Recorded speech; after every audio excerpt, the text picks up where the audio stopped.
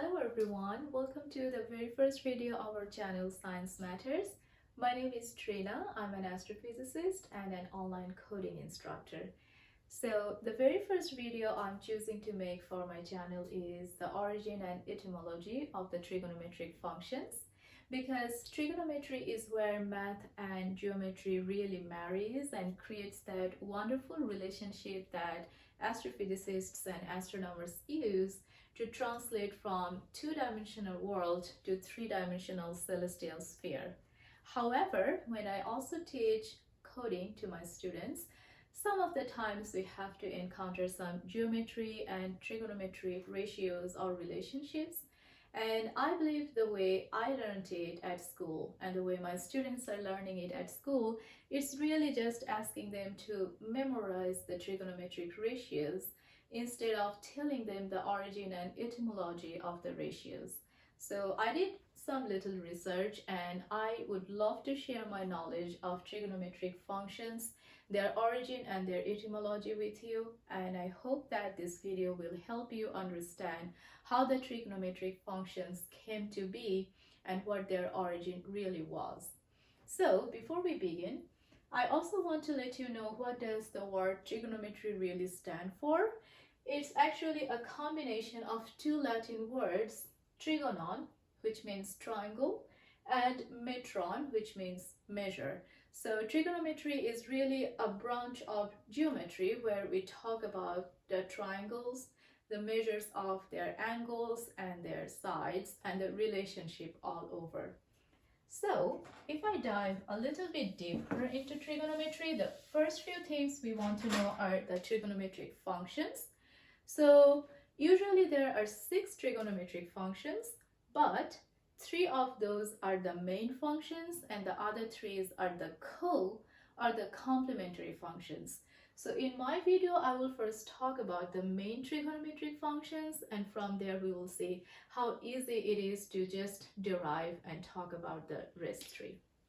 So the main 3 functions are sine.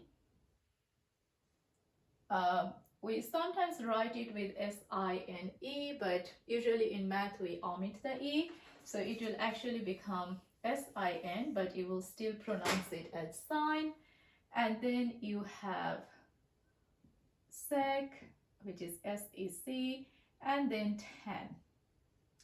And interestingly, these 3 are the main and the other 3 are the or complementary functions. So we call it cosine,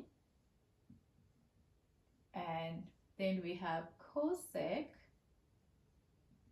and then we have cotan. So I will talk about each of these 3 functions individually to give you a brief idea how we first started talking about these functions and where it really does fit into the mathematical need. So let's start with the very first function, which is sine. Now the very first reference of sine we get in mathematics actually comes from India. Around 400 BC, we had an Indian astronomer come mathematician called Aryabhatta the Elder, and he actually had a Sanskrit text called Aryabhatta by his name. And there he referred to sine as a function where he was trying to get a relationship between the length of a chord and an angle in a circle. Now, let me draw it at this point and you will have a better idea what I'm talking about. So I have drawn enough circles in my life, but I will try to make it as nicely circle looking as possible. Okay, so let's assume that we have a circle and we are especially at this point talking about an unit circle. That means the radius of the circle will be exactly 1. So if I draw the axis, let's say this is y, this is x. If I draw any random angle theta from the center of the circle, wherever that angle touches the circumference of the circle, if I draw a line exactly intersecting the x-axis, and I can name those A and C, this whole length AC becomes the chord of the circle. So by definition, chord is the length of 2 points on the circle. Now, Aryabhatta was wondering if there is any relationship between the length of this chord and the angle that's being subtended at the center of the circle. And as I said previously, this is an unit circle, so R is explicitly 1. At this point, Aryabhatta referred this chord as Jia or Ja, so it's actually spelled as Jia. And he referred both the whole length of the chord and half length of the chord both to be Jia. So I'm gonna just draw a small point here. So ADO becomes a right-angled triangle. And this part, AD, he referred to as Jia. Now, he really did find a very good relationship between these half Jia or half chord and theta. I will talk about it at the very end of our video. It's a complicated relationship. But this word Jia from Sanskrit, it later got translated into Farsi and Arabic, and they translated it as Jiab. As you know that around 13th century, Europe really got into dark age and there was no practice for mathematics and science to them for a long period of time. So Arab and Persia actually took hold for the nurturing of the scientific world.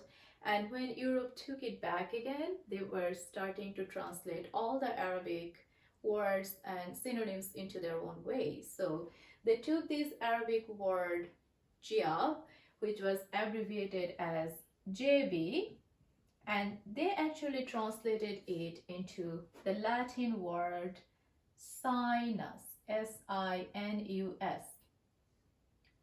So from Jia, you came to sinus, which actually means bay, B-A-Y, bay, or inlet. Now, it has absolutely nothing to do with a right-angle triangle or a circle. So sine is a mistranslation of the chord or half chord. So we always have to understand that it was all a mistranslation coming from Sanskrit to Persian to Latin. However, that being said, we still kept the same word sine or sinus for the measurement of the half chord of a right-angled triangle which is residing inside a unit circle. So if I'm gonna regurgitate the whole thing, I can say that sine theta for this particular right-angled triangle is called AD. Now, most of you are wondering at this point, but we have always learned sine as ratio of two different sides of a right-angled triangle. And what are those two different sides? One side is the normal or the opposite, and the other side is the hypotenuse. And you are right. When the trigonometric functions were first introduced, they were not actually introduced as ratio of the sides of this right-angled triangle. They were defined just as half chord or tangent or secant, which I will talk a little bit later. However, in 16th century, an astronomer called Rheticus, he was the first one who thought, okay, but I'm not going to always talk about a triangle which will always be inside a unit circle. I may have triangles of different hypotenuse length. That means we can always define these trigonometric functions as ratios of two different sides of the triangle. That being said, he wanted to define it as opposite or normal over hypotenuse.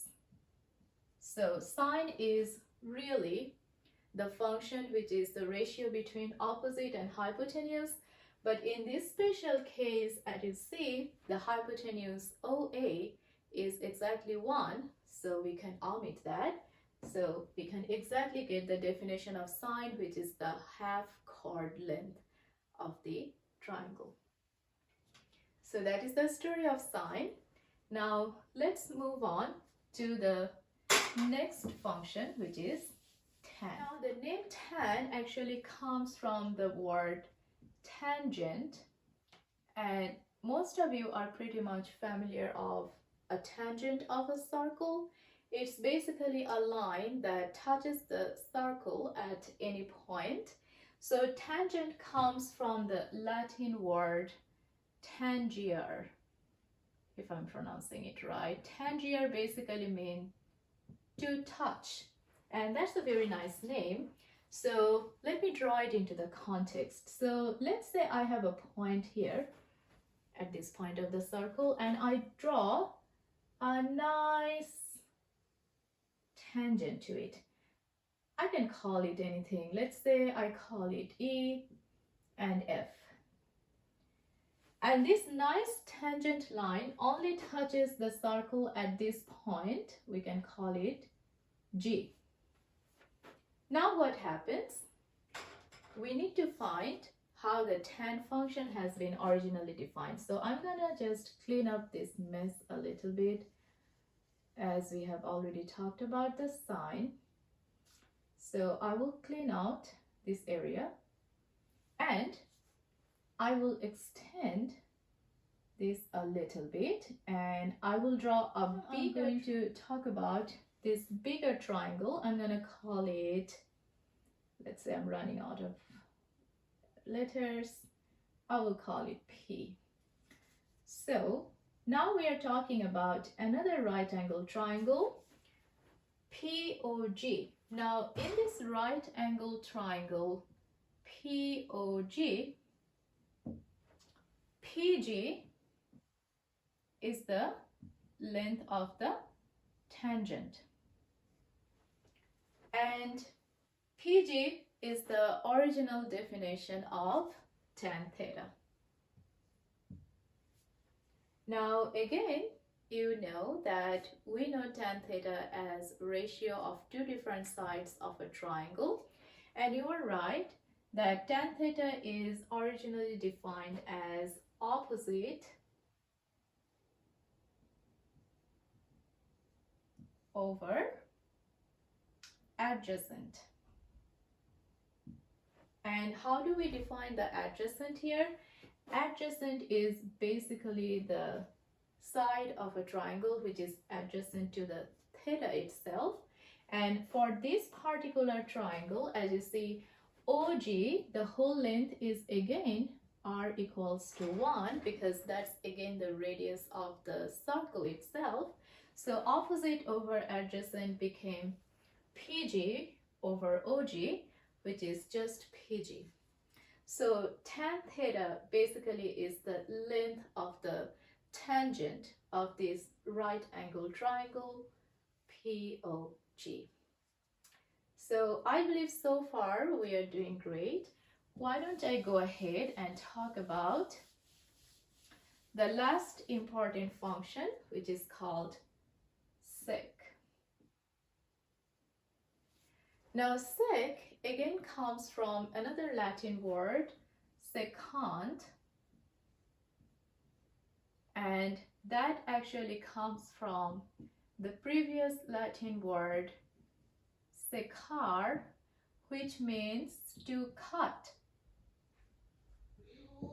Now if you are familiar with the secant of a circle, you probably know that secant of a circle means that any line that cuts the circle in any 2 points. So this line OP it already cuts the circle at this point. If I extend it anywhere, it actually becomes the secant of the circle itself. So the original definition of secant, which is the sec theta, was OP. Now OP here is not actually the hypotenuse of the circle itself, because the hypotenuse, now OP here is the hypotenuse of the right angle triangle POG. Now this length is not readily known to us because we only know up to O to, let's say, D, which is r equals to 1. But this dp part is still unknown to us. However, that was the very definition of the secant itself, that it's just the hypotenuse of this right angle triangle POG. Now we are already familiar with the ratio of the secant, which is hypotenuse over the adjacent. And in our case, we are lucky again because the adjacent is just OG, which is r equals to 1, and OP is the length of the hypotenuse. So basically, if we are always talking about a unit circle, you see that the ratios, whatever goes in the denominator, is actually always 1, so we don't need to explain those as ratio of two different sides of the triangle.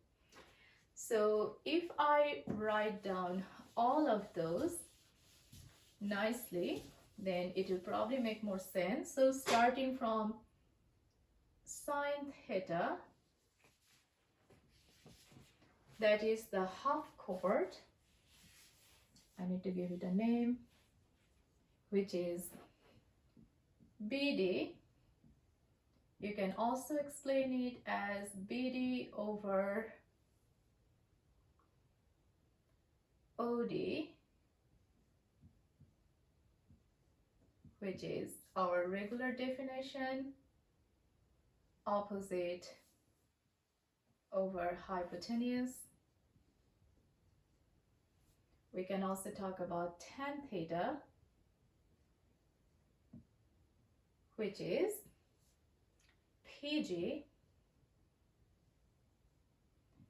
If I want to write it in terms of ratio, it will be PG over OG, and OG is just 1, but I just want to write it down the way we know it. It's opposite over adjacent.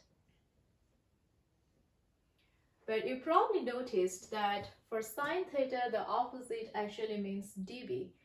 For tan theta, we are talking about a different triangle. So dB and PG, these are two different lines, but we can actually use it in the same theta context. So here, theta is the thing that really matters because every time we are using the same angle. And the last function we wanted to talk, I can just squeeze it in here quickly, which is sec theta. That would be OP, but in terms of ratio, it will be OP over OG, and as OG is just 1 again, so it's going to be hypotenuse over adjacent.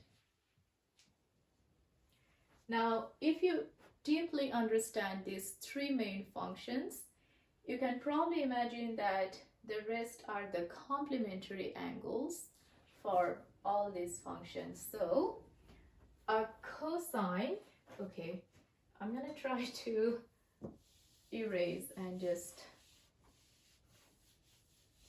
summarize quickly that a cosine, which is actually known as cos, but I'm just gonna write it. So cosine becomes cos, and cos theta actually means sine 90 minus theta. So basically, instead of thinking this right angle triangle on the basis of x-axis, you just have to rotate it in terms of y-axis, and that will make sense to you. Similar, cosec, which is cosecant, I think we already know it by cosec. It's actually sec